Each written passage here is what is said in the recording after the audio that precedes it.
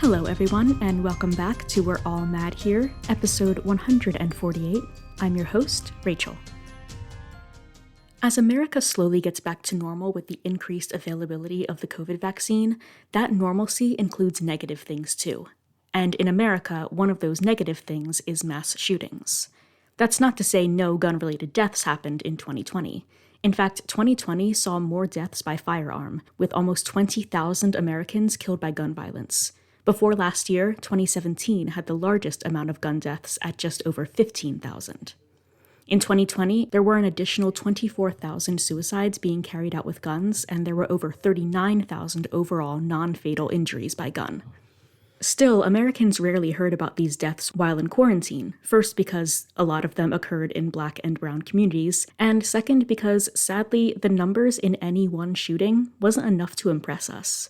It's terrible to say that there were only 7 mass shootings between March 2020 and early March 2021, with only 40 deaths. But again, when it comes to mass shootings, Americans are hard to impress. But between the murders in Atlanta on March 16th and the one in Boulder on March 22nd, we're forced to realize that while most of us escaped the coronavirus relatively unscathed, mass shootings are here to stay. I know a lot of you guys don't like when I get political on the show, but it's about time we talked about this. It's been on my list of topics forever, and it is not going away. So skip this episode if you like, but shoving the problem aside won't make it go away. My goal is not to make a case against guns or gun users, but point out that blaming mental health issues when there aren't any present is not helping us face these crimes. If you don't agree, no need to leave a bad review, you can just join us in 2 weeks. Everyone else, let's get into it.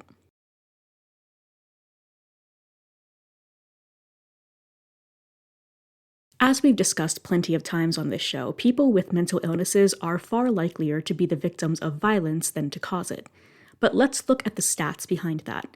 In general, people with mental illnesses are 23 times more likely to be victims of violence than neurotypical people. Of course, there have been and will always be a handful of mentally ill people who commit violent crimes. But the problem comes when every criminal and their mother are labeled mentally ill when they do something bad. In the summer of 2019, former President Trump said that gun violence wasn't because of guns, it was because, quote, mental illness and hatred pulled the trigger. He continued, quote, I want guns in the hands of people that are mentally stable. People that are insane, people that are sick up here, I don't want them to get a gun. Blaming gun violence on mental illness makes people feel a tiny bit better about it because it makes the danger seem more predictable. Maybe we don't know when the shooter is going to strike, but if we just keep an eye out on those hateful people, those mentally ill people, we'll be able to curb the violence a little, right? Philip Resnick, a forensic psychologist who worked on cases like the Oklahoma City bombing and the Unabomber, says that the problem is that, quote, people kill for all sorts of reasons that aren't mental illness. They kill for profit or love or greed. Jeffrey Swanson, professor of psychiatry and behavioral studies at Duke University School of Medicine, adds that the fact that somebody would go out and massacre a bunch of strangers, that's not the act of a healthy mind, but that doesn't mean they have a mental illness. Over 3 years, the MacArthur Violence Risk Assessment Study looked at 951 acute psychiatric patients, all of whom had been hospitalized before the study. The study asked, how dangerous, really, are most people identified by existing gun-prohibiting rules, and how many truly risky people are not identified. All subjects were followed for a year after they were released from the hospital. Only 23 of the 951 patients went on to commit violence against someone else. And of course, gun violence is not exclusively mass murder, nor does it mean they had to kill anyone for their crimes to be called gun violence. A 2016 study, Gun Violence, Mental Illness, and Laws That Prohibit Gun Possession, reads, understanding the relationship between gun violence and mental illness in context is an important step in developing policies for prevention that will be both effective and fair. Epidemiological studies have shown that the diagnosis of mental illness alone contributes very little to the overall risk of interpersonal violence, but is strongly linked to suicide. I'm sure that last part isn't surprising. If a mentally ill person does have a gun, they're the most dangerous to themselves, with more than 60% of all gun deaths being attributed to suicide. So besides mental illness, what does disqualify someone from getting a gun? The most common are being younger than 44 years old, being Black, having a criminal record, or having a substance abuse disorder. Obviously, plenty of people fitting one or several of those descriptors do have a gun or guns, but considering that 38% of violent gun crime arrests are done with legal weapons, clearly there are some other things that should be looked at when deciding who can and cannot legally access a gun. The aforementioned MacArthur study showed that better predictors of gun violence are resentment, desire for infamy, copycatting, history of domestic violence, narcissism, and access to firearms, whether they be legal or illegal. All in all, mental illnesses like schizophrenia and mood disorders are only present in about 4% of all mass shooters. A 2018 report on 64 active shooting perpetrators showed that 25% of them had been diagnosed with any mental illness, and only 3 of them had the kind of psychotic disorders that most civilians link with shooters. So bottom line, when people link mental illness and mass shootings or gun violence in general, they're looking for answers in the wrong places. Angela Kimball, head of the National Alliance on Mental Health, points out that mental illness is something that happens across the globe. Mass shootings, not so much. In America, it's very easy to get a gun. It's very difficult to get mental health treatment. So if we take the spotlight off of mentally ill people as we look for possible mass shooting perpetrators, who should we look at? Well, a 2018 FBI study found that it might be easier than we think. In addition to the warning signs I mentioned a second ago, history of domestic violence, resentment, desire for infamy, etc., the FBI study basically says that all we have to do is observe those around us, because most mass shooters show similar warning signs in the days, weeks, months, or even years before their crimes. Stressors like financial problems, volatile marital or relationship situations, constant fights with classmates or coworkers, and substance abuse. Many have changes in behavior and inability to complete daily tasks, and believe it or not, almost half of future mass shooters tell someone about their plan. A lot of them also show signs of violent intent that are clear and noticeable if people are actually watching, which unfortunately not a lot of people are. When I think about this, one particular story comes to mind. When James Holmes, the Aurora theater shooter, was trying to get a gun before his crime, he entered a gun shop and ended up speaking with the owner. The owner put him off, saying that he was required to run a background check and Holmes should come by in a few days to see if he could actually make a purchase. When Holmes left, the owner said to his staff, "You are not to sell that man a gun under any circumstances." And so Holmes bought his gun from a different gun shop, where his outward signals of impending violence were not picked up.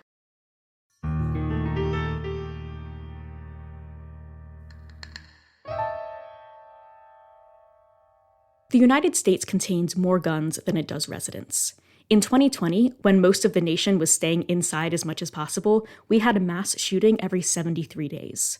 Frighteningly, it's hard to figure out just how many Americans own guns because there is no federal registration requirement that would allow for a specific count. So the closest we can get is knowing that 40% of all American adults own a gun or live with someone who owns one. About 72 million Americans report owning a gun, and gun purchases hit historic highs during COVID. A recent Pew Research study that asked gun owners why they owned guns had 67% of owners saying that the weapons were for personal protection, 38% saying they were for hunting, and about 35% using them for sporting, with some obvious overlap in the percentages. But despite most gun owners saying that they have their weapon for personal protection, in 14,000 crimes over the years 2007 to 2011, only 1% of gun owners used their guns to defend themselves. So, what happened in the other 99% of cases? Why wasn't the gun used if that was the purpose for having it? Research shows that most guns in households end up being used for domestic murder or suicide. And interestingly, people who own guns are 3 times more likely to be the victim of a homicide than those who don't own guns. And we have to talk about it whether we want to or not. Most mass shooters are white. In the United States, 60.4% of all mass shooters were white, with the next highest percentage being Latinx and Hispanic people at 18.3%. That's a huge jump. And yet, even if a white shooter and a shooter of any other race commit identical crimes, killing identical numbers of people, it is a fact that the white shooter is going to be given a pass of sorts in the media. Several studies have been done looking specifically at the New York Times and how they covered mass shootings depending on the race of the perpetrator. This included how many inches were dedicated to news about the shootings, how many resources were used, and how the criminal was described. One study specifically looked at the differences in the New York Times coverage of the 2016 Orlando Pulse shooting and the 2017 Las Vegas shooting. For anyone unaware, the Pulse shooter was an Afghani American Muslim, and the Las Vegas shooter was white. I don't know his specific nationality or religion because it was never brought up in the press. Why aren't white shooters ever described as Scottish American or Italian American? Anyway, the Pulse shooting with its perp of color got much more coverage in the Times than Las Vegas did, despite having fewer fatalities. Reporters were more likely to use the word terrorism for Pulse and link the Orlando shooter to the global war on terrorism. In fact, the Orlando shooter was called a terrorist in 38% of articles in the New York and Los Angeles Times, whereas the Vegas shooter was only called a terrorist in 5% of articles. The Vegas perp was instead referred to 80% of the time as the shooter. In general, in America, if a mass shooter is a person of color, their motives will more often be attributed to hatred of a certain race or to have been influenced by an extreme religion. And of course, there are shooters of color who have been driven by race. The 2016 Dallas shooter shot 12 officers, killed 5, and proudly announced that his goal was to kill white people. The 2015 San Bernardino shooting, carried out by a husband and wife, pledged allegiance to ISIS on social media before their crime. In that case, the wife of one of the victims believed he was targeted for being Jewish. However, one of the couple's other victims was a member of their own mosque. But the handful of shooters of color who attribute their crimes to hatred of another race or sex have nothing compared to the white shooters who give the same reason. Shortly before his crime, the El Paso shooter posted an anti-immigrant manifesto on 8chan. Are we shocked? The 2019 Dayton, Ohio shooter was part of the incel, aka involuntary celibacy, aka woman-hating movement. The Gilroy Garlic Festival shooter had a target list that included specific religious groups. Then there's Dylan Roof, who admitted that while the church members who invited him to their Bible study, where he murdered them, were very friendly, he had to shoot them because, according to him, black men were raping white women. Not the black men in the Bible study, just black men in general. And then, of course, there's the Atlanta shooter, who targeted spas and massage parlors run by Asian women. And yet, despite these numbers and the irrefutable proof that these crimes carried out by exclusively white men, white mass shooters are more likely to be humanized in the press. A second study of New York Times coverage showed that over the last 50 years of reporting on shootings, they disproportionately attribute white shooters' troubles to mental health difficulties and shooters of color's issues to religious extremism or general hatred, despite the fact that most mass shooters of any color do not subscribe to any particular belief or lack of belief system. But even when a white shooter is proven to also be a religious extremist, that still isn't used as a reason for their crime. It's rare to find a white shooter that's defined this way, because that's not a focus of the press. And unless we went to church or lived with that person, we'd never know. But it was proven with the recent Atlanta shooting that even when a white perpetrator is extremely religious, it isn't used as a reason for their crime. The Atlanta shooter was a devout Christian, and that's important because his crime was partly motivated by sex. The shooter claims to have a sex addiction, which is not officially a thing, but he shot the employees of the spas because they tempted him with their skillful hands and pretty faces. He wanted sex all the time, and as long as he paid them, they were willing to give him at least a form of it. And so this man placed his sin, his addiction, on them.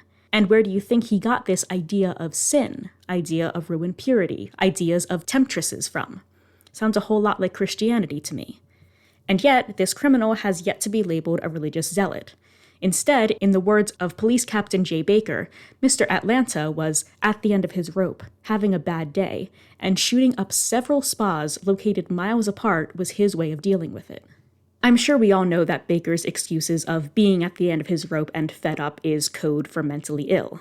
Even sex addiction is code for mentally ill, despite not being considered a mental illness. And mental illness, weeks later, remains the official reason for this crime, despite Baker saying in the same news conference that the shooter told the police that he knew exactly what he was doing, which in the case of a shooter of color would be crystal clear proof that he was not mentally ill. White shooters are 19 times more likely to be labeled mentally ill instead of just violent, compared to black shooters, of whom there are few when we're discussing mass shootings, and Latino shooters, 12 times more likely to get that mentally ill label compared to black shooters. In general, exemplified in the case of the Atlanta shooter, white gunmen who are called mentally ill are characterized as good people who just, had a bad day. This happens occasionally for Latino shooters and almost never for black shooters. Black shooters' crimes are rarely described as out of character, with journalists featuring quotes describing black gunmen as heartless and violent. Reports on white shooters, on the other hand, include interviews with neighbors and friends who were just shocked that a hard-working, church-going family man could have committed such a crime. And the big issue is, due to the incorrect focus on mental illness causing mass shootings, people can't seem to grasp that someone can be hardworking, church-going, and a family man, while also being a killer. And with America's most trusted news sources like the New York Times pushing the mentally ill white shooter narrative, people are paying attention to and fearing the wrong thing. When we say that someone shot a bunch of strangers because he had a bad day, well, all mentally ill people have bad days, right? So which one of them will snap next, the public wonders. Do we need to focus more on mental health in America? Desperately. But the only time the subject ever makes headlines is in the wake of a crime. And even if tomorrow thousands of perfect, shiny, free mental health clinics popped up around the country, it probably wouldn't make much of a difference when it comes to gun crimes or any crimes. Beth Daly, editor of The Conversation, writes, improving mental health services would occasionally bring treatment to someone at risk of committing violence, but focusing on mental health is unlikely to put much of a dent in societal violence. And to be honest, even focusing on gun control as it exists now won't solve the problem, because most of the people who end up committing gun violence get their weapon legally. We don't understand what constitutes a dangerous person and are afraid to re-examine the definition, because it will, guaranteed, shed some uncomfortable light.